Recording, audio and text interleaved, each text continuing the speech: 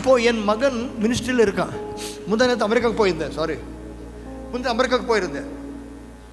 அப்போது என் மகன் ஃப்ரெண்ட்ஸ் அவங்க ஸ்டாஃபோடு தான் உட்காந்துருக்கும்போது என்ன சொன்ன, அப்பா நீங்கள் ஸ்டாஃப் மீட்டிங்கில் ப்ரீச் பண்ணுங்கப்பா. அவன் சொன்னான் ஒரு வாட்டி ஒரு விஷயம் சொன்னான்.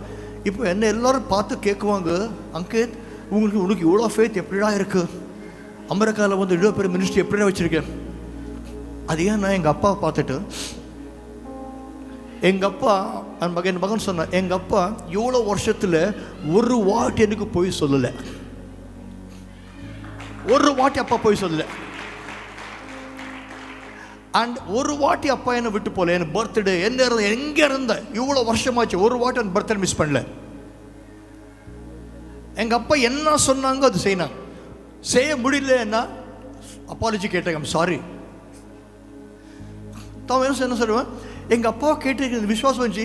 எங்கள் அப்பா தான் என்ன ப்ராமிஸ் பண்ணால் அது செய்யினா பரலோகத்தில் அப்பா இன்னும் எவ்வளோ செய்வாங்க.